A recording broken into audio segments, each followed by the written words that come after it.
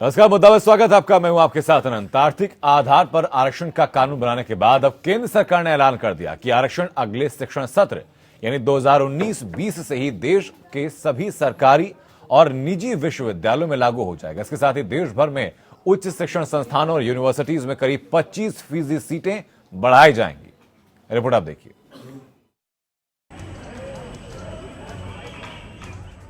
अब सरकार की नजर देश के युवा वर्ग पर है। मानव संसाधन विकास मंत्री प्रकाश जावड़ेकर ने ऐलान किया है कि आर्थिक आधार पर आरक्षण का फायदा शिक्षण संस्थानों में आने वाले शिक्षण सत्र से ही मिलने लगेगा। उन्होंने कहा कि ये फैसला मानव संसाधन मंत्रालय, विश्वविद्यालय अनुदान आयोग यानी यूजीसी और अखिल भारतीय तकनीकी शिक्षा परिषद यानी AICTE के अधिकारियों की बैठक में लिया गया।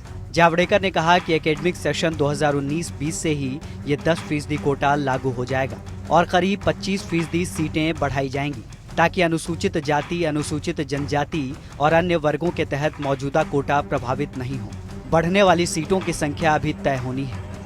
ये व्यवस्था IIT और IIM जैसे संस्थानों पर भी लागू होगी। जावड़ेकर के मुताबिक निजी विश्वविद्यालय भी इस आरक्षण को लागू करने के लिए तैयार हैं। साथ ही कॉलेजों और यूनिवर्सिटीज से अपने प्रोस्पेक्टस में कोटे का जिक्र करने के लिए कहा जाएगा और उसके हिसाब से उन्हें व्यवस्था भी करनी होगी। देश भर में करीब 40,000 कॉलेज और 900 विश्वविद्यालय हैं और इनमें करीब 4 करोड़ छात्र पढ़ रहे हैं। सरकार ने सामान्य वर्ग के आर्थिक रूप से कमजोर परिवार के युवाओं को नौकरियों और शिक्षा में 10% आरक्षण देने के लिए संविधान में संशोधन किया है। लेकिन सरकार के इस ऐलान के बाद सवाल खड़े होने शुरू हो गए हैं। एक सवाल तो यही उठ रहा है कि सरकार ने एक बार फिर बिना तैयारी के योजना को लागू करने का ऐलान कर दिया है। बढ़ाई जाने वाली सीटों की संख्या के बारे में दिए गए जावड़ेकर के बयान से ये साफ है। एक आरोप ये भी लग रहा है कि आम चुनाव नजदीक है और सरकार देश के युवा वर्ग को एक बड़े वोट बैंक के तौर पर देख रही है। इसीलिए हड़बड़ी में आरक्षण विधेयक बिना पूरी बहस के पारित करवाया गया और अब उसे लागू करवाया जा रहा है। लेकिन सबसे बड़ा सवाल तो यही है कि सरकारी नौकरियां तो हैं नहीं, ऐसे में आरक्षण का लॉलीपॉप क्या सिर्फ वोटों के लिए नहीं है? इसके अलावा एक बात और कि संघ आरक्षण के खिलाफ इस बारे में 2015 में बिहार विधानसभा चुनाव से पहले संघ प्रमुख मोहन भागवत के बयान के नतीजे बीजेपी भुगत भी चुकी है। तो क्या सत्ता बचाने के लिए बीजेपी ने कम से कम इस मुद्दे पर संघ का साथ छोड़ दिया है या इस खेल में संघ भी उसके साथ है? यानी कथनी और करनी में फर्क है। Bureau report, APM। और इसी मुद्दे पर चर्चा के लिए जो खास मेहमान हमारे साथ जुड़ चुके हैं उनका तारुफ आपसे कराता है। हमारे साथ संदीप द्विवेदी जुड़ चुके हैं, आप नेता हैं बीजेपी से। हमारे साथ अमर भारती हैं, वरिष्ठ पत्रकार हैं। हमारे साथ गोविंद राजू जुड़ चुके हैं, सलाहकार संपादक APN। और सुरेंद्र राजपूत हमारे साथ हैं, प्रवक्ता हैं कांग्रेस की तरफ से। बहुत स्वागत सभी लोगों का। शुरुआत संदीप द्विवेदी आपसे कि क्या ये वही सिक्सर है जिस सिक्सर का जिक्र सदन के अंदर रविशंकर प्रसाद ने कहा था कि अगर वेट कीजिए कोई और सिक्सर भी रास्ते में है? नहीं, देखिए, पहली चीज़ तो मैं जो रविशंकर जी ने बात कही कि और सिक्सर रास्ते में है, तो इसका मतलब ये नहीं ले जाना चाहिए कि हम कहीं ना कहीं धर्म, जाति या किसी भी तरह की राजनीति करना चाह रहे हैं। यहाँ कहीं ना कहीं एक बहुत आर्थिक आरक्षण बिल जब आप लेकर आए थे उस वक्त रविशंकर प्रसाद ने बात कही थी। नहीं, देखिए, ये कहीं ना कहीं एक बहुत बड़ा गैप था। कहीं ना कहीं ये स्वीकार करना पड़ेगा कि सवर्णों में भी एक बहुत बड़ा तबका ऐसा था जो कहीं ना कहीं आज इकोनॉमिकली वीक हुआ है और उसको कहीं ना कहीं इस तरह के सहयोग की जरूरत थी। आप ऐसा नहीं कर सकते कि आप कास्टिज्म और धर्म की राजनीति करके कुछ लोगों को तो बहुत ऊपर लेके चले गए, लेकिन जो गरीब मजदूर था वो आज भी अधिकांश मजदूर हैं और एक जो ब्यूरोक्रेट्स था या जो एक गवर्नमेंट की नौकरी में था उसके सभी के सभी बच्चे सरकारी नौकरियों में उसी रिजर्वेशन का फायदा उठा के, वहीं सवर्ण जो कहीं ना कहीं थोड़ा बहुत सक्षम था उसमें भी जो एक लोअर तबके की गरीब रेखा के नीचे जो सवर्ण लोग थे उनके बारे में आपने नहीं सोचा, आपने मुस्लिम समुदाय के बारे में नहीं सोचा, आपने क्रिश्चियन समुदाय के बारे में नहीं सोचा। कहीं ना कहीं आज तक जो सरकारें थी उन्होंने इस तरफ ध्यान नहीं दिया। दूसरी चीज, जब रिजर्वेशन लाया गया तो अगर आप देखिए मंडल कमीशन ने भी क्लास की बात की थी, कहीं कास्ट की बात नहीं की थी। यहां अगर हम कास्ट बेस्ड रिजर्वेशन लेके आए तो कहीं ना कहीं पॉलिटिकल स्टंट था ये कांग्रेस का और जानबूझ के कहीं ना कहीं उन्होंने इसको पॉलिटिसाइज किया। यहां पे कहीं ना कहीं जरूरत थी और सरकार क्योंकि सरकार। लेकिन संदीप द्विवेदी, सवाल मेरा आपसे ये भी है कि ये आरोप लग रहा है किस तरह के आरक्षण के चलते युवा वोट हथियाना आपका लक्ष्य है? नहीं, युवा वोट तो हमारे पास इसके पहले इलेक्शन में भी था, 2014 में भी था, 2017 में भी था। युवा भाजपा की ताकत रही है। और युवा देखिए, युवा जिस तरफ मुड़ता है वहीं कहीं ना कहीं सत्ता पहुंचती है, ये भी सत्य है। और इस यहाँ केवल युवाओं को नहीं आप देख सकते, हमने उज्ज्वला में क्या वरिष्ठ या जो बुजुर्ग लोग थे या जो स्वास्थ्य बीमा योजना लेके आए, क्या उसमें हमने लोगों को कवर नहीं किया? सरकार ने हर वर्ग, हर एज और हर तरह के व्यक्ति को कवर किया है। ठीक है, मैं जानना चाहूंगा सुरेंद्र राजपूत आपसे कि कांग्रेस कैसे देख रही है इस चीज को? ये निस्वार्थ भाव से लिया गया कदम है कि राजनीतिक रंगत की दिखती है आपको इसमें?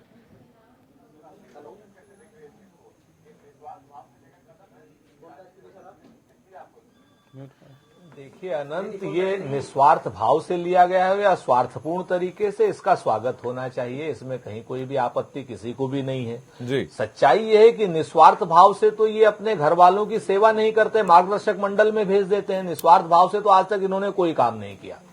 लेकिन अगर ये स्वार्थ भाव से भी कर रहे हैं और ये लागू कर दें तो निश्चित तौर पर अगर गरीबों को कुछ मिलता है, जिसमें हिंदू, मुसलमान, सिख, ईसाई सब हैं, जिनको कोई आरक्षण नहीं मिला है आज तक, उसके लिए स्वागत होना चाहिए। इसमें कहीं कोई बगैर किसी बट के होना चाहिए। और इसके लिए जो भी कानूनी बाधाएं हैं या जो भी कानूनी प्रक्रियाएं हैं, उनको ये लोग पूरा करें।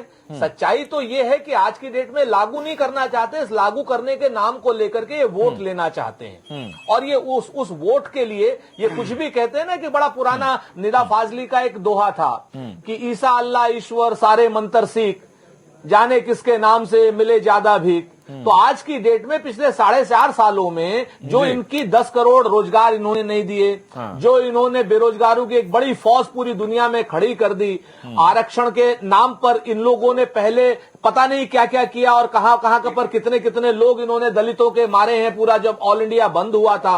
उसके बाद किसानों की आत्महत्याएं लगातार बढ़ती रही। पिछले 4.5 सालों में इन्होंने कहा था साहब कि हम यूएन में परमानेंट सीट ले आएंगे, वो नहीं ला पाए। एक सर के बदले 10 सर नहीं ला पाए, चीन को लाल आंख नहीं दिखा पाए। इस तरीके के हजारों मुद्दे हैं जिनको कि जिससे ध्यान हटाने के लिए एक ये नया जुमला पैदा कर, हम तो कहते हैं कल से करिए।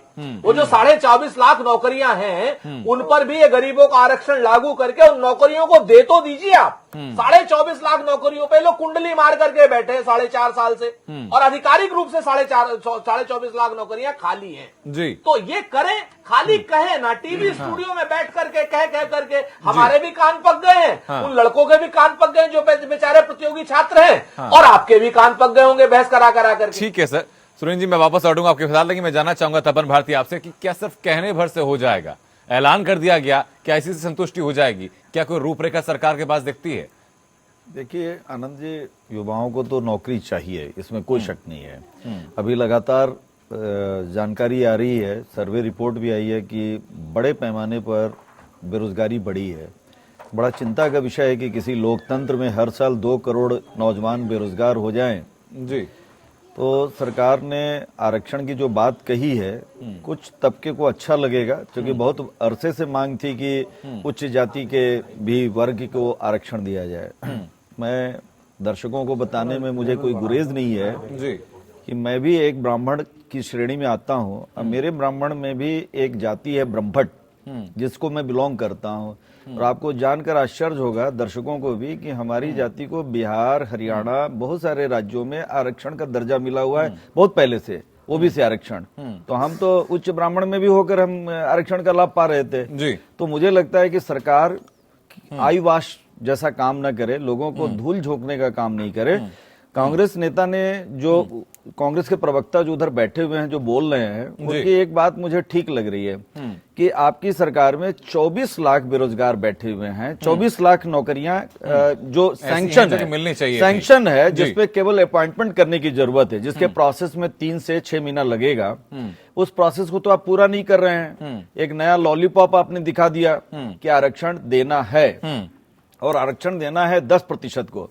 तो 10% का आरक्षण तो अभी तो संविधान पर जब बहस होगी सुप्रीम कोर्ट में, तो पता नहीं ये टिकेगा या नहीं टिकेगा, वो तो आने वाला समय बताएगा। लेकिन जो एक बात है, बीजेपी के नेता को ऐसा नहीं लेना चाहिए कि पत्रकार हूं तो मैं किसी सरकार की, कांग्रेस भी गलती करती है तो हम आलोचना करते हैं। आपने ठीक चुनाव के पहले ये घोषणा क्यों की? आपने टाइमिंग को लेकर सवाल है, सवाल विपक्षी दलों का भी है। 4.5 साल पहले जब सरकार बनी तो उस समय ये ऐलान करते, उनके जहन में भी ये सवाल है। मैं लौटूंगा तपन भारती आपके पास। नहीं गोविंद जी, मैं जानना चाहूंगा कि आम चुनाव नजदीक है और जिस लॉलीपॉप की बात की थी अभी तपन भारती ने, क्या एक तरफ सरकारी नौकरी नहीं है, दूसरी तरफ चुनाव के नजदीक आरक्षण, अगर युवाओं को लॉलीपॉप तो नहीं और तो क्या है? अनंत, मैं इसको लॉलीपॉप नहीं मानता। ये एक बड़ा परिवर्तनकारी कदम है और इस कदम ने पहली बार जो आरक्षण को लेकर समाज में साफ साफ दो खाइयां थी कि एक आरक्षित वर्ग था और एक अनारक्षित वर्ग था। और जो अनारक्षित वर्ग था वो बार बार उसकी तरफ से इस तरह के बात आती थी, इस तरह के विचार आते थे कि आरक्षित वर्ग की वजह से हमारे अवसर खत्म हो गए और आरक्षित वर्ग के खिलाफ एक सामाजिक तौर पर एक बहुत बड़ी खाई लगातार बढ़ती जा रही। मुझे लगता है कि इस जो नया आर्थिक आधार पर जो आरक्षण का जो कानून है, उस कानून से इस खाई को खत्म करने में बहुत बड़ी मदद मिलेगी और एक तरह से नौकरियां इसके जरिए मिले या न मिले ये एक अलग सवाल है। लेकिन इस आरक्षण के नाम से समाज के अंदर जो आरक्षित वर्ग के खिलाफ एक खास तरह का असंतोष, एक खास तरह का एक तरह का आग्रह दुराग्रह था, वो खत्म होगा। क्योंकि जब उच्च वर्ण के लोग और जो गैर आरक्षित लोग हैं उनको भी अगर आर्थिक आधार पर आरक्षण मिलने की बात आई है, मिलेगा, तो निश्चित तौर पर कहीं न कहीं वो जो दूरी समाज में बन रही थी वो खत्म होगी। लेकिन गोविंद जी, जो 24.5 लाख नौकरी का जिक्र सुरेंद्र राजपूत साहब ने किया है, तो क्या मजबूरी सरकार की रहती है कि आपके पास सैंक्शंस नौकरियां हैं, उसके बावजूद भी नहीं देते? और ये विडंबना सिर्फ बीजेपी के साथ नहीं है, पिछली सरकारों में भी देखा है हम लोगों ने चीजें। उसमें बहुत सारी चीजें हैं। वो सिर्फ नौकरी से उसका कि बंदर की तरह अदरक बांट दिया जाए, इस तरह का वो मामला नहीं है। उत्तर प्रदेश में लाखों नौकरियां हैं, 3 सरकारें उत्तर प्रदेश में चली गई हैं, भर्तियां नहीं हो पाती, लोग भर्ती होते हैं, अदालत से स्टे हो जाता है, मामला खारिज हो जाता है। मुलायम सिंह यादव के समय में जो लोग पुलिस में सिपाही की भर्ती के लिए दौड़ में थे, वो उनमें से बहुत सारे लोग आज तक कानूनी तौर पर अपनी नौकरी के लिए दौड़ ही लगा रहे हैं। शिक्षा मित्रों का इसी तरह का हाल है। केंद्र सरकार के पास सेना में कितनी बड़ी कमी पदों की है, क्या हर वर्ष उनके लिए विज्ञप्तियां नहीं निकलती? अनेक बार उस पद के योग्य लोग नहीं मिल पाते। सेना को बार बार विज्ञापन देकर जब अखबारों में और मीडिया में विज्ञापन दिए जाते हैं कि आप सेना में फलाना अफसर बनने का अवसर है, देश की सेवा करने का मौका है, आगे आए। लोग अगर आते नहीं तो वो भी एक बड़ी वजह है। और तीसरी वजह ये जो 24 लाख नौकरियों की बात है, इनमें से बहुत सारी नौकरियां पिछली सरकार के वक्त से बरकरार थी। बिल्कुल, केंद्र सरकार की नीति है कि अपनी जिम्मेदारियों को लगातार कम किया जाए। जी, जिम्मेदारियों का एहसास विपक्ष में आते ही होता है। पहले बीजेपी को एहसास ये था, अब बाकी पार्टियों को एहसास ये हो रहा है। जिस तरह से दूसरी एजेंसियों के जरिए कराया जाने का एक नया सिलसिला शुरू हुआ है, उसने भी बहुत हद तक रोका है। सरकार अपनी आर्थिक जो जिम्मेदारी लगातार बढ़ रही है सिर्फ वेतन और पेंशन के नाम पर, उससे अपने को मुक्त करना चाहती है। और ये मौजूदा सरकार की नीति नहीं है, ये मनमोहन सरकार की नीति है। उससे पहले से इस तरह की चीजें सामने आई, जिससे पेंशन में भी सरकार ने अपने को अलग किया और तमाम तरह की चीजों में। तो सिर्फ इसको राजनीतिक आईने से देखकर ये कहना कि आप दे दीजिए, अगर आसान और संभव होता तो सरकार का इसमें जा क्या रहा है? सरकार के लिए तो ठीक बात है सर। ये बात हम संदीप द्विवेदी से जानेंगे कि सरकार क्यों नहीं खोल रही है नौकरियां, क्या दिक्कत है, तकनीकी खामियां क्या है, ताकि लोगों के बीच में संदेश जाए। इसी बीच हमारे साथ गंगाराम अंबेडकर जुड़ चुके हैं, दलित चिंतक हैं। बहुत स्वागत सर आपका। कैसे देख रहे हैं सरकार के इस कदम को? क्या आर्थिक तौर पर जो आरक्षण दिया जा रहा है, पहले हर जगह सरकारी नौकरी की बात की गई, अब शिक्षण संस्थानों की बात की गई, सही है कदम ये? देखिए अनंत जी, जो आरक्षित वर्ग है, करीब अनुसूचित जाति के लोगों को 68 वर्षों से आरक्षण की व्यवस्था है और जो पिछड़ी जाति के लोग हैं उनको करीब 28 वर्षों से मंडल कमीशन की रिपोर्ट लागू होने के बाद आरक्षण की व्यवस्था की गई।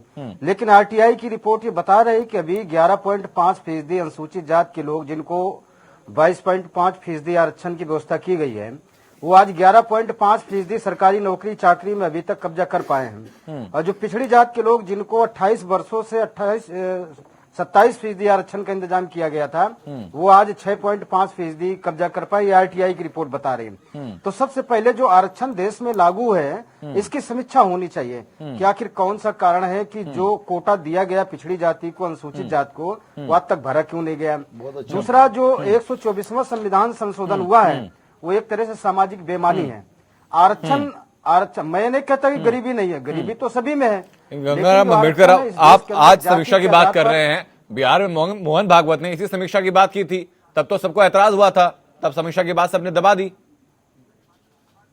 नहीं, पहले तो ये देखा जाए कि जो आरक्षित वर्ग है उसको कितने % आपने अभी तक आरक्षण दिया, अगर नहीं दिया तो क्यों नहीं दिया, कोटा क्यों खाली पड़ा है। दूसरी तरफ एक तरफ झुंझुना है, जब आपके गंगाराम अम्बेडकर में बैठा था, पिछला आरक्षण की बात छोड़िए सर, जो नया आरक्षण का परिधि है इसकी बात कीजिए। इसके साथ हैं आर्थिक आधार पर निजी और सरकारी शिक्षण संस्थानों में जो आरक्षण की बात की गई, इसके साथ हैं आप।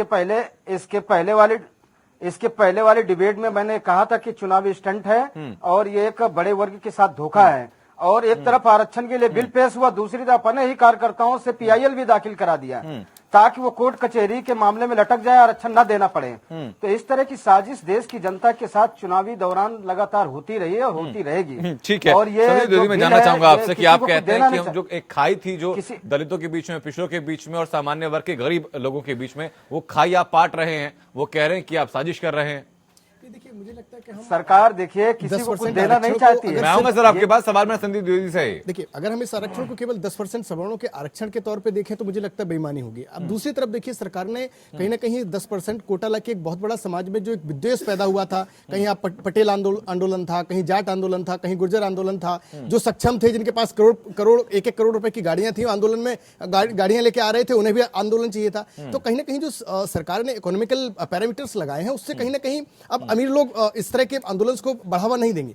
दूसरी तरफ आप ये देखिए, कहीं ना कहीं सरकार ने एक अच्छी पहल की है, आर्थिक आधार पर आरक्षण की बात की है। सामान्य कैटेगरी बाद में है, उन्होंने कहीं सवर्ण या जात किसी धर्म की बात नहीं की, उन्होंने आर्थिक आरक्षण की बात की है, तो एक स्वागत योग्य कदम है। दूसरी चीज, अब दरअसल है क्या कि कुछ सरकार अपनी तरफ से कोशिश करती है, तो कुछ लोगों का एक तरीका ही है सिर्फ आलोचना करना। हमारे कांग्रेस के मित्र कह रहे हैं कि सरकार का जो है, आपने खाली ऐलान कर दिया, आपने खाली घोषणा कर दी, आपने निजी शिक्षण संस्थानों की बात की है। क्या निजी शिक्षण संस्थान मान जाएंगे इस बात के लिए? उनको एक्स्ट्रा इंफ्रास्ट्रक्चर की जरूरत होगी, वो इंफ्रास्ट्रक्चर कहां से आएगा? कोई तैयारी है आपके पास? देखिए, सरकार उस चीज पे ऑलरेडी एक्सप्लोर कर चुकी है कि 25% सरकार सीटें बढ़ाना चाह रही है, और उसके बाद उनका जो 10% कोटा होगा वो रिजर्व करेगी। सर, 25% आप सीटें बढ़ाएंगे, साथ में इंफ्रास्ट्रक्चर बढ़ाना होगा, क्लासरूम बढ़ाने होंगे, टीचर्स बढ़ाने होंगे, लैब्स बढ़ानी होंगी, ये सब कहां से आएगा? नहीं, देखिए, अगर सरकार ने कदम उठाए तो कहीं ना कहीं सब चीजों के बारे में पहले सोचा होगा। ऐसा नहीं, सरकार बगैर सोचे समझे सब चीजें नहीं करती है। दूसरी चीज, एक तो बताइए ना, क्या है वो क्या कदम है? नहीं, देखिए, कहीं ना कहीं सरकार वहन करेगी वो खर्चा निजी शिक्षण संस्थान वहन करेंगे, और अगर शिक्षण संस्थान वहन करने से मना कर दें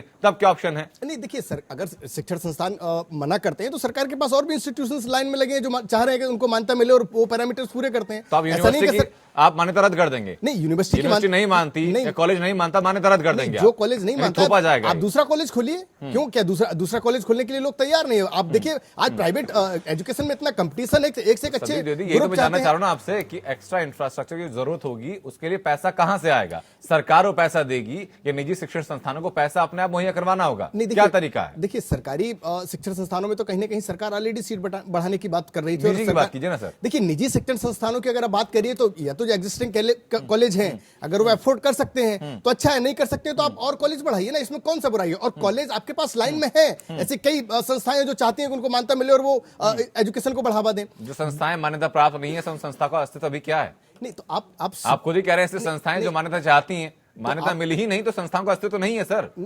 अस्तित्व तो जब उन्हें आप फर्स्ट ईयर की मान्यता देंगे तभी अस्तित्व में आएंगे, और कोटा तो बढ़ेगा ही ना अगर उन्हें मान्यता मिलेगी। क्या उनका कोटा नहीं बढ़ेगा? अब देखिए, आप सीधा सोचिए कि फाइनल ईयर का स्टूडेंट निकलेगा तो वो तो नहीं निकलेगा ना। बहुत फीजेबल आपको रिजर्वेशन तो फर्स्ट ईयर से देना पड़ेगा। आप इकोनॉमिस्ट भी हैं, इकोनॉमी में जानकारी रखते हैं, क्या ये बात सार्थक लगती है? संदीप द्विवेदी कह रहे हैं इंफ्रास्ट्रक्चर के लिए पैसा चाहिए होगा, कौन देगा? इस बात का निर्णय नहीं है। वो कह भी रहे हैं कि कोई निजी शिक्षण संस्थान नहीं मानता तो मान्यता रद्द कर दी जाएगी। नहीं, रद्द करने वाली बात मैंने नहीं की। शैक्षणिक संस्थाओं में को अपॉर्चुनिटी और साथ में दीजिए। शैक्षणिक संस्थाओं में संख्या बढ़ाना तो आसान है, चलिए इस पर इंफ्रास्ट्रक्चर पर सरकार भी कुछ खर्च करेगी, निजी संस्थाएं भी करेगी जी। पहले तो आप ये नोट कीजिए, मैं मीडिया के उन रिपोर्टों पर जाइए कि पिछले 3 साल से रिपोर्ट आ रही कि बीटेक और एमबीए में 15-20% सीटें खाली रह रही हैं। बिल्कुल। तो जब सीटें ही खाली हैं तो 25% बढ़ाने से तो और समस्या बढ़ने वाली है। तो आप जो सीटें खाली रह गई हैं उनको आप भरने का प्रयास करिए। अब मैं अंबेडकर जी की बात से एक सहमत हूं कि जो रिपोर्ट आ रही है, जो शेड्यूल कास्ट और शेड्यूल ट्राइब के लोगों के लिए जो जितनी सीटें रिजर्व की गई थी वही वैकेंट सीटें नहीं भर पा रही हैं। वहां पर क्या चाहिए? मैंने कहा कि आपको सीटें भरने के लिए उस तरह का टास्क फोर्स बनाना पड़ेगा, उस तरह का बच्चों को मानी प्रैक्टिस कराना पड़ेगा, उस तरह के कोचिंग इंस्टीट्यूट में भेजना पड़ेगा। बड़े पैमाने पर जब आप करेंगे तो शेड्यूल्ड कास्ट और शेड्यूल्ड ट्राइब का जो मिनिमम जो सीटें रखी गई हैं वो भरेंगी। तब ये जो आर्थिक आरक्षण वाली जो बात आई है वो कहीं ना कहीं फुलफिल होगा। और 25% सीट बढ़ाने की बजाय 15% जो सीटें खाली रह रही हैं उसको भरने पर सरकार सोचती तो अच्छी बात है। मेरे इस बात को न काटा जाए कि आप चुनाव के वक्त ही ऐलान क्यों कर रहे हैं। इस ऐलान को आप 4.5 साल पहले करते, लेकिन जवाब लेने से पहले मैं कांग्रेस के पास चलूंगा। सुरेंद्र राजपूत साहब इस बात को सपोर्ट तो कर रहे हैं कि कदम बेहतर है। मुझे कहीं लगता है कि नोटबंदी, जीएसटी से जो नाराजगी जो फैली हुई थी उसको दबाने के लिए बहुत सारे प्रस्ताव, वो अलग टॉपिक हो गया सर। लेकिन सुरेंद्र राजपूत साहब, मैं जानना चाहूंगा कि आप सपोर्ट तो कर रहे, कह तो रहे कि मामला जो बेहतर है, कदम बेहतर है, लेकिन 40,000 कॉलेज हैं, 900 विश्वविद्यालय हैं, इनमें कैसे मैनेज होगा? फंड कहां से आएगा? इंफ्रास्ट्रक्चर कैसे डेवलप होगा? क्या इस बारे में सवाल नहीं करेंगे आप? बिल्कुल करेंगे। हमारी तो सच्चाई ये है कि अगर हम इसके बारे में सवाल करने लगेंगे तो भाजपा वाले डंडा झंडा लेकर के चालू हो जाएंगे। ये तो विरोधी हैं, सवर्ण विरोधी हैं, हिंदू विरोधी हैं, फलाना विरोधी। इनके पास काम ही यही है। इसीलिए हमने पहले कह दिया भाई हम तो पूरा समर्थन कर रहे हैं। रुपया आप कहां से लाएंगे तो आप बताएंगे, हम थोड़ी बताएंगे, हम तो सरकार में है नहीं। अब यहाँ पर कुछ 2-3 मूलभूत सवाल उठते हैं हमारे समर्थन और एकदम निष्पक्ष समर्थन के बाद। भाई आपने कहा कि 10% आरक्षण हम देंगे, निजी विश्वविद्यालयों में देंगे। निजी विश्वविद्यालयों की फीस आपने कैपिंग कर रखी है क्या?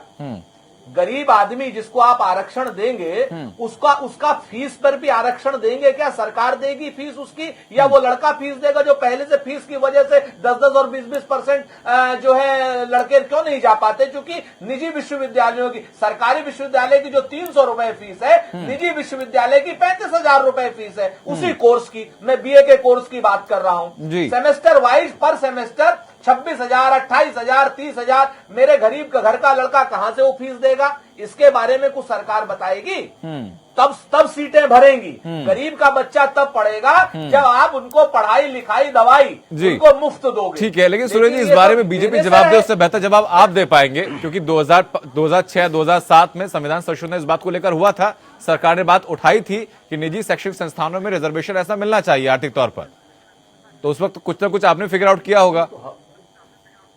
हमने तो समर्थन दे तो दिया भाई, और हम कैसे दें? हम तो आपसे फीस के बारे में पूछ रहे हैं। अभी गोविंद भाई ने बड़ी इंपॉर्टेंट बातें कही। हम तो वो सर, मैं तो ये पूछ रहा हूँ कि आपने उस वक्त जो प्लान बनाया था उस प्लान में एग्जीक्यूशन के लिए क्या प्रावधान रखे थे? इन जो सवाल आप सरकार से आज पूछ रहे हैं, क्या इन सवालों के जवाब तब भी तलाशे गए होंगे ना सर? हाँ आनंद जी, बिल्कुल ठीक है। वो सवाल अगर रह गए होंगे, वो सवाल नहीं अनुत्तरित रहे थे, तभी तो वर्तमान सरकार से हम सवाल कर रहे हैं। वरना तो उसी समय नहीं लड़कों को मिल जाता और उसी समय नहीं उनकी सीट भर जाती। कुछ तो कमियां रही होंगी ना हमारी सरकार की। जी ठीक है, लेकिन गोविंद जी मैं चाहूंगा इस पर आप ही की टिप्पणी। आज की तारीख में सुरेंद्र जी कहते हैं कि शायद पूरी सुन लीजिए जी। चलिए अपनी बात आप पूरी कीजिए सर, उसके बाद मैं टिप्पणी लूंगा। अपनी बात आप पूरी कीजिए सुरेंद्र जी, बात पूरी कीजिए अपनी आप। एक तो बात ये हो गई कि फीस के लिए क्या करेंगे ये। अगर फीस के लिए आईआईटी कानपुर में, छोड़िए आईआईटी तो गवर्नमेंट का कॉलेज है, लेकिन जो सेल्फ फाइनेंस स्कीम है उसमें आप 10% आरक्षण दे भी दे रहे हैं, तो फीस आप कैसे देंगे? कौन सी विधा से आप उन गरीबों को फीस देंगे? इसके बारे में जरा सरकार बता दे। और दूसरी बात अभी जो गोविंद भाई ने कही, इन्होंने कहा कि भाई सरकार की पॉलिसी है।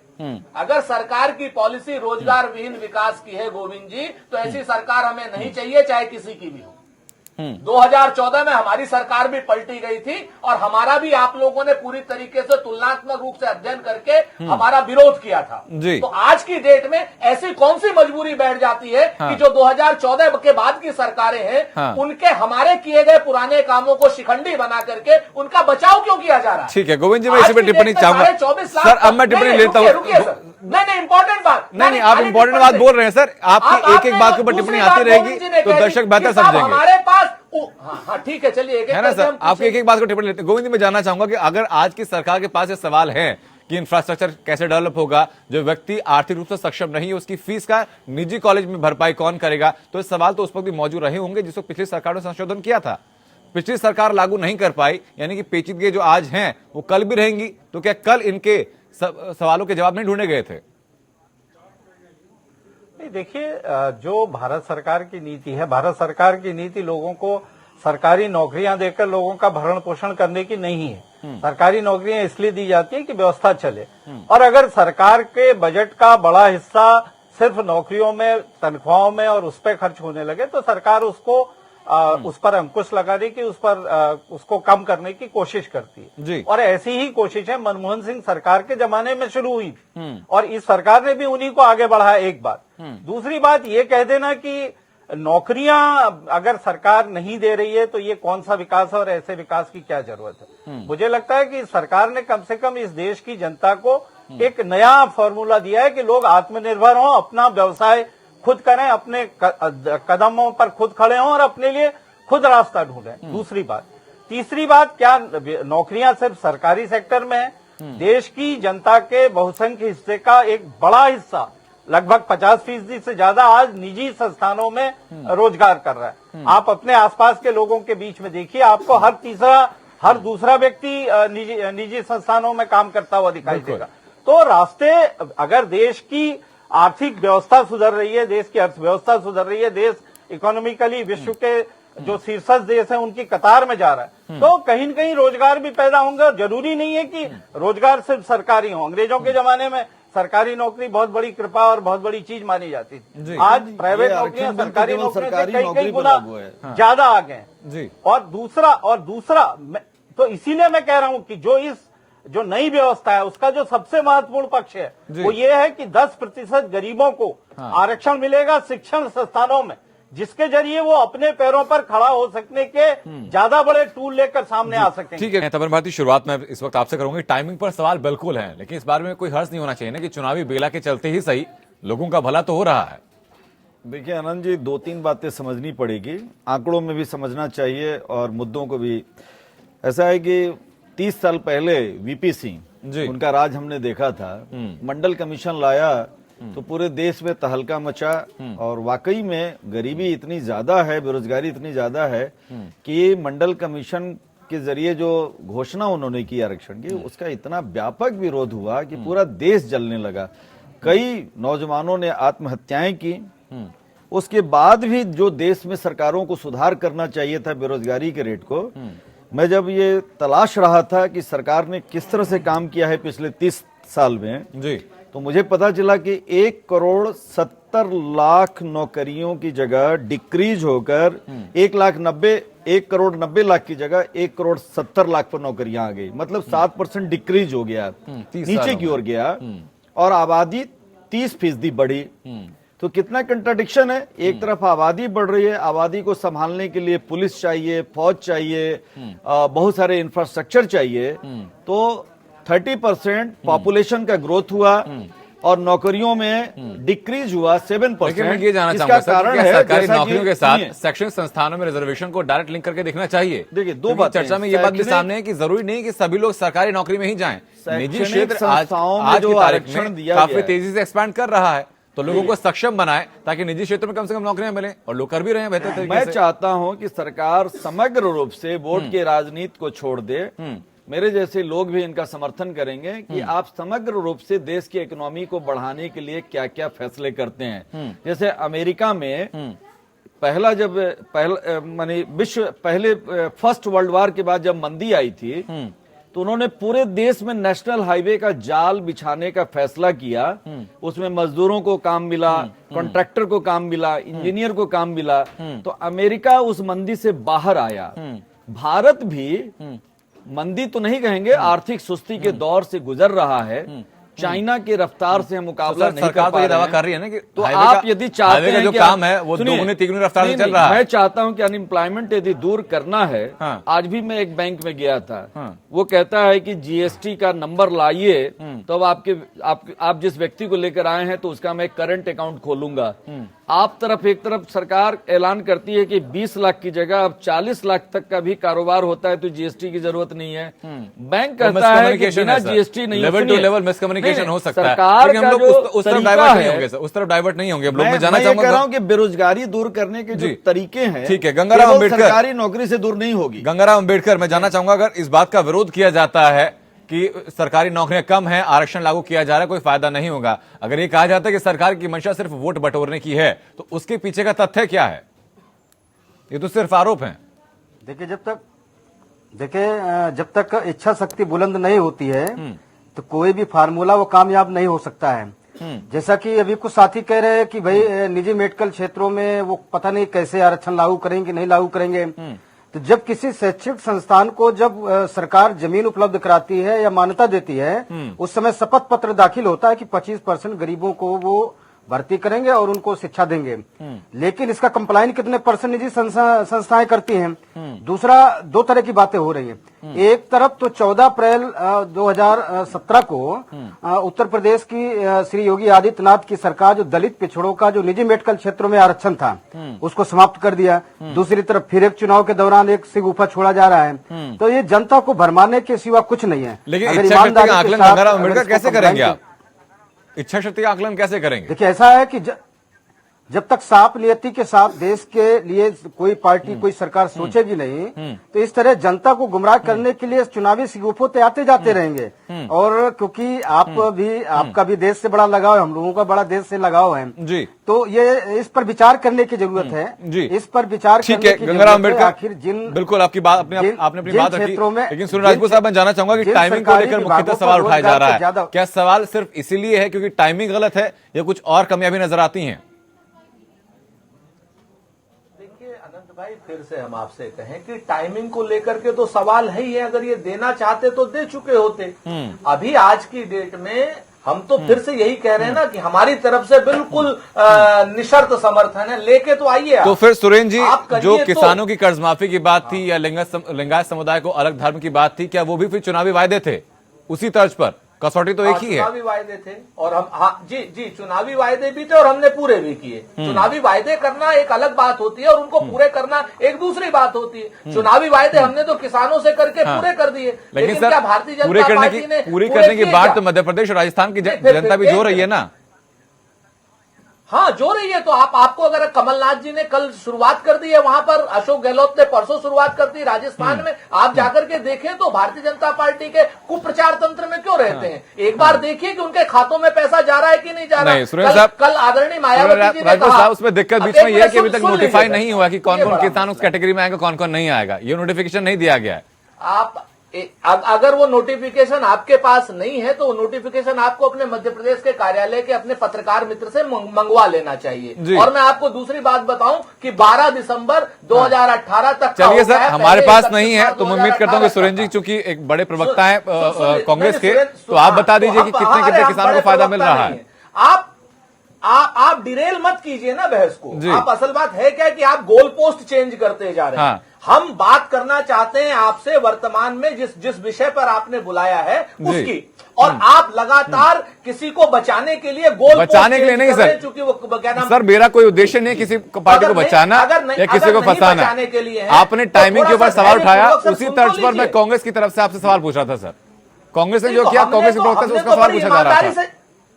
नहीं, हमने तो ईमानदारी से जवाब दिया कि हाँ, हमारा चुनावी वादा था और हमने पूरा किया और उसके लिए हम आगे भी चल रहे हैं। यहाँ पर जो 2-3 बातें जो अनुत्तरित जा रही हैं, उन पर बहस करनी इंपॉर्टेंट है। आज की डेट में क्या हम ये लोग अफोर्ड कर सकते हैं कि जो केंद्र सरकार की 24.5 लाख नौकरियां हैं उनको हम हवा में उड़ा दे जो स्वीकृत हो चुकी हैं? भाई आप हमको सिर्फ ये बताइए कि या तो सरकार ये कहे कि हमें 24.5 लाख नौकरियां नरलैंड वाइड कर रहे हैं, हम नहीं देंगे नौकरी। ठीक है सर, है हिम्मत भारतीय जनता आपका पार्टी यही की सवाल सरकार की? बीजेपी के ये पास लेके बात चलते हैं। कहे। संदीप द्विवेदी जवाब दीजिए। टाइमिंग को लेकर भी उन्होंने तो ईमानदारी से अगर स्वीकारा, देनी है तो क्यों नहीं दिए अभी तक? कांग्रेस ने ईमानदारी से स्वीकारा कि हाँ चुनावी वायदे थे और हमने पूरे करके दिखाए।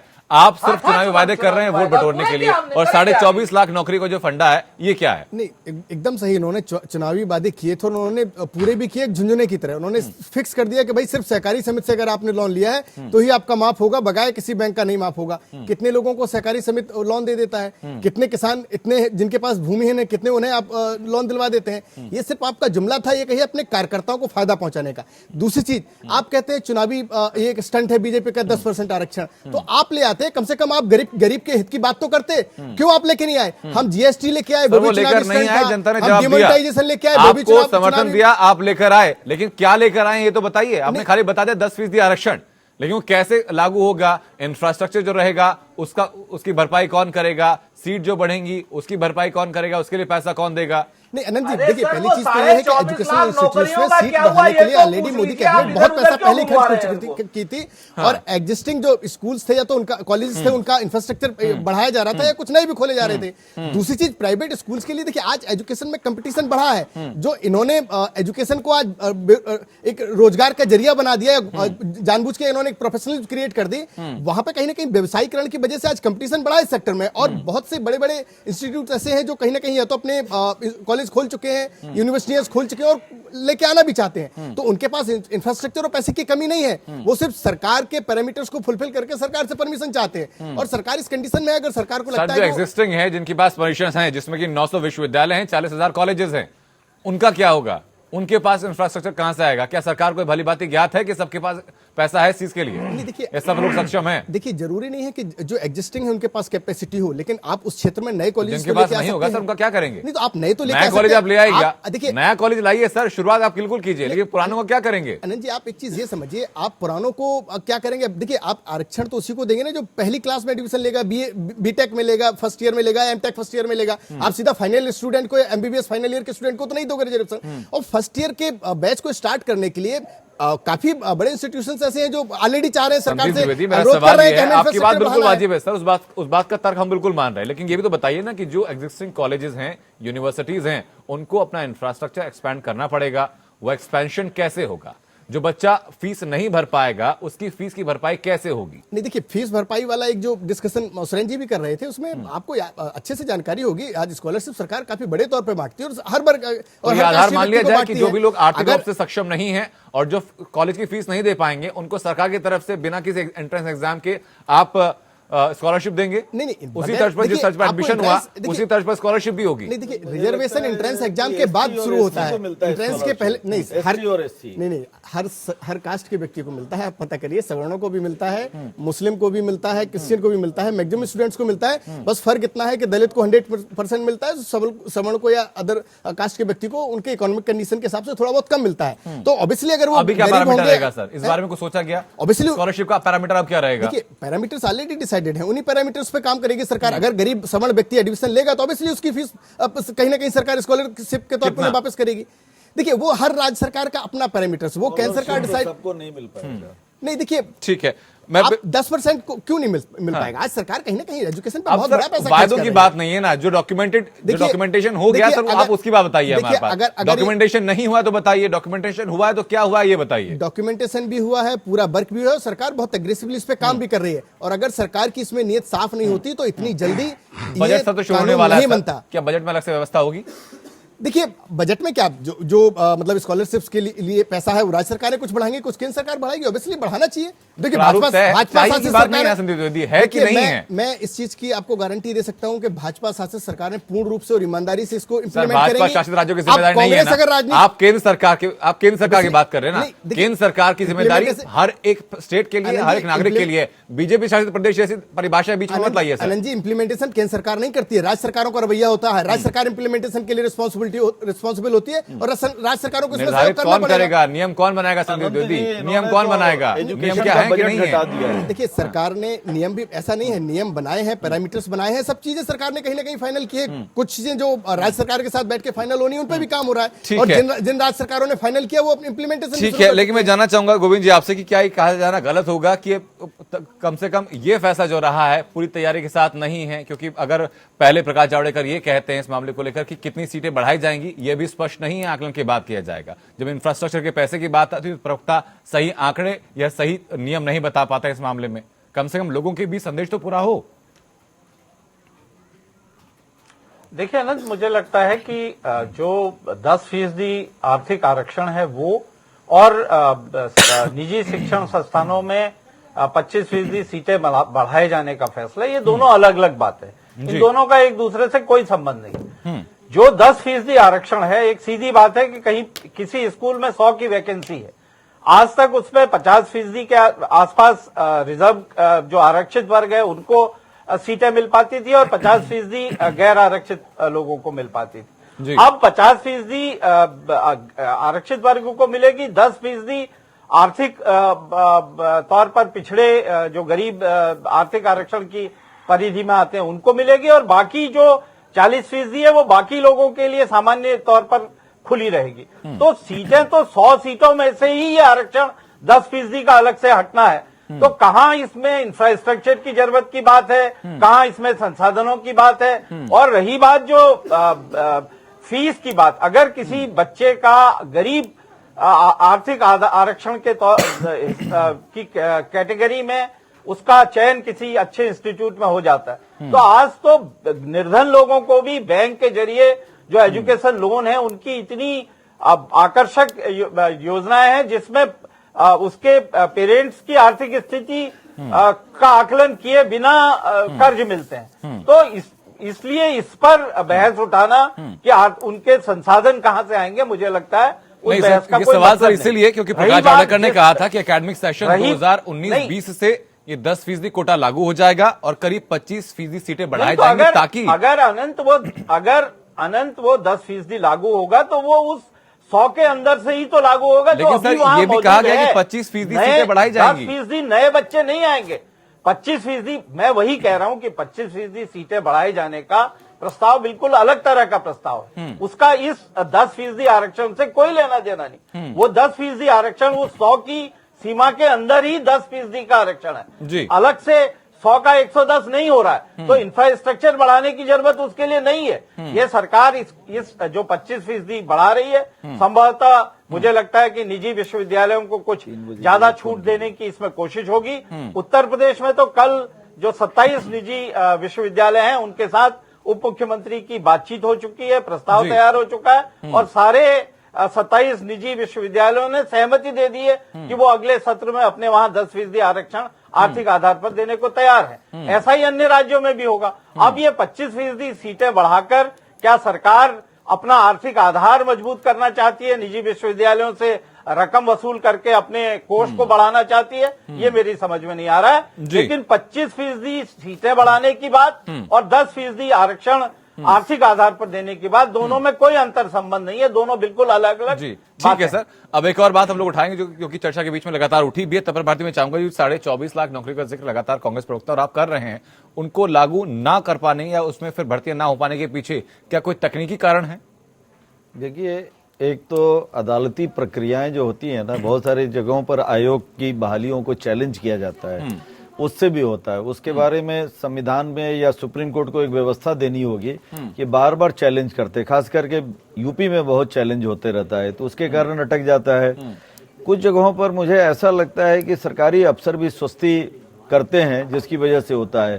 तो जो ऑथराइज्ड अफसर हैं, जो ज्वाइंट सेक्रेटरी या जिनके मातहत ये सारी जिम्मेदारी है, उनको पनिश करना चाहिए कि उनके यहाँ यदि उस HRD मिनिस्ट्री में या डिफेंस मिनिस्ट्री जहां भी वैकेंसी है खाली, वहां उनको भरना चाहिए।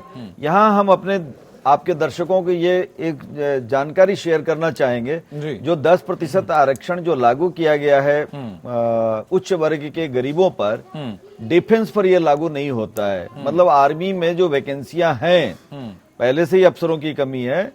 और ये जो बहालियां होंगी, उन्होंने साफ साफ कहा है कि ये संविधान की व्यवस्था उनके ऊपर लागू नहीं होता है। तो आर्मी में बड़े पैमाने पर वैकेंसी होती है, वहां उच्च वर्ग के गरीबों को कोई भी आरक्षण ठीक है, नहीं लेकिन जो मिलने सवाल जा मैं रहा आपसे है। किया था उसी को लेकर चलूंगा सुरेंद्र राजपूत साहब के पास। सुरेंद्र जी, आपकी सरकार में भी इसमें से कुछ भर्तियां थी जो कि खाली रही थी। तकनीकी खामी क्या है, या भी बेहतर समझते हैं, वो क्या खामियां हैं, दर्शकों को बताइए। और क्या आप वादा करते हैं कि 2019 में अगर सरकार आपकी आती है तो 24.5 लाख नौकरियां पहले आप पूरी करेंगे? निश्चित तौर पर हम रोजगार परक विकास की ओर चलेंगे और रोजगार परक विकास में जो भी संभव होगा वो सारे काम करेंगे। 24.5 लाख की नौकरियां ही नहीं, जो मेन रूप से रेल में भी नौकरियां हैं, जो अभी बीएड टीईटी के बच्चे हैं, अगर पारदर्शी नीति होती पिछली सरकारों की तो निश्चित तौर पर अभी तक भर्तियां हो चुकी होती। अगर जो पुलिस की भर्ती वाले 2015 वाले लड़के हैं, वो 2015 वाले लड़के 2019 में दोबारा थोड़ी दौड़ पाएंगे उसी स्पीड से। लेकिन सर 24.5 लाख नौकरियां जो सैंक्शन है, क्या सबसे पहले उनको भरेंगे आप? निश्चित तौर पर भरेंगे। पूरी तरीके से हमारी जिम्मेवारी है उन नौकरियों को भरने की भी, और उनके साथ में और नौकरियां देने की भी हमारी जिम्मेवारी है। अगर हम लोग ये काम नहीं करेंगे तो ये हमारा देश का बेरोजगार हमें माफ नहीं करेगा। ये बात हम बहुत स्पष्ट बता दें, रोजगार परक विकास, वरना रोजगार विहीन विकास तो आप अडानी अंबानी का कितना भी करते रहिए, कितना भी देश को आप आगे ले जाइए, बना दीजिए इस देश को हवाई पट्टियों से। जब आदमी के पास जहाज का पैसा होगा तभी तो उसमें उड़ेगा। आज हमारे पास चलने के लिए साइकिल नहीं है और अडानी और अंबानी के लिए हम हवाई पट्टियां बना रहे हैं, चाहे वो कोई भी पार्टी बनावे। आज की डेट में ठीक है सर, अब इस बात का जवाब हम बीजेपी से लेंगे कि अगर ऑपोजिशन तैयार है, वो कह रही है कि हम लोग पूरी करेंगे ये भर्तियां, तो सरकार क्यों नहीं कर रही है? लेकिन एक ही सवाल सुरेंद्र जी आपसे भी कि जिस तरीके से किसानों की कर्ज माफी का ऐलान करते हुए मैनिफेस्टो में शामिल किया गया था, क्या ये 24.5 लाख नौकरियां भी मैनिफेस्टो में शामिल होंगी?